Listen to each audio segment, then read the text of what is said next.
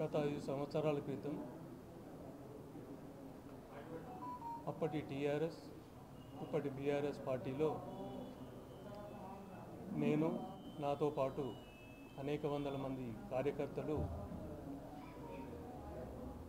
కేసీఆర్ గారి మీద నమ్మకంతో చేరడం జరిగింది. ఆ తర్వాత జరిగిన పరిణామాలు ఏదైతే ఉన్నాయో అవన్నీ కూడా నన్నే కాకుండా నాతో పాటు చేరిన కార్యకర్తలందరి మనోభావాలు దెబ్బతిన్నాయి, మనోవేదన గురి అయ్యారు. మరి అంతేకాకుండా ప్రజలకు అనుగుణంగా ప్రజల మనోభావాలకు అనుగుణంగా కార్యక్రమాలు చేస్తారు కావచ్చు అని మేము అపోహపడ్డాము అప్పుడు. కానీ నేడు ఈ 5 ఏళ్లలో మేము చూసిన విషయాలకు వస్తే ప్రజా వ్యతిరేక విధానాలు ప్రజల పాలనకు అనుగుణంగా లేకుండా పాలన సాగించారు. మరి ఈ విషయాలన్నింటినీ ఇటు జిల్లా నాయకత్వం కానీ అటు రాష్ట్ర నాయకత్వం కానీ మమ్మల్ని ఎవరిని పట్టించుకోకుండా కనీసం ఈ రాష్ట్ర ప్రజలకు మేలు చేస్తారని ఆశించిన విషయాన్ని కూడా మరి వారికి గుర్తు చేస్తూ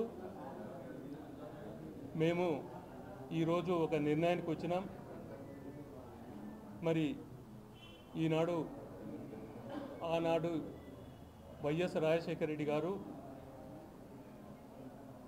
ఒక ప్రజాపాలన సాగించిన విషయాన్ని గుర్తు చేస్తూ మరి నేడు రేవంత్ రెడ్డి గారి నాయకత్వంలో కూడా అలాంటి ప్రజాపాలన తెరదీసిన సందర్భాన్ని ఆ సంతోషాన్ని మేము వ్యక్తం చేస్తూ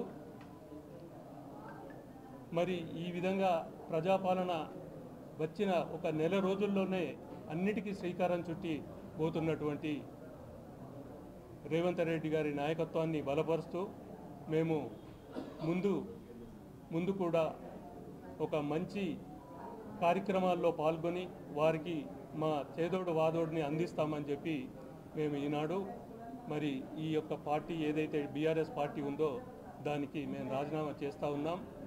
మరి రాబోయే పార్లమెంట్ ఎన్నికల్లో నాతో పాటు మరి అప్పుడు కాంగ్రెస్ పార్టీ అభిమానులుగా ఉన్నటువంటి చాలామంది కార్యకర్తలు కూడా ఈరోజు నాతో పాటు రిజైన్ చేసి మరి కాంగ్రెస్ పార్టీకి బలంగా ముందుకు పోదామనే నిర్ణయానికి వచ్చాం. మరి ఓ పక్కన రాహుల్ గాంధీ గారి జోడా యాత్రకు సంఘీభావంగా మేము ఈరోజు కాంగ్రెస్ పార్టీని ఈ జిల్లాలో మరింత బలోపేతం చేయాలని చెప్పేసి మేము ఈ నిర్ణయానికి వచ్చినాం. కాబట్టి ఇక నుంచి మేము త్వరలోనే కాంగ్రెస్ పార్టీలో చేరే కార్యక్రమాన్ని నిర్ణయించబోతున్నాం.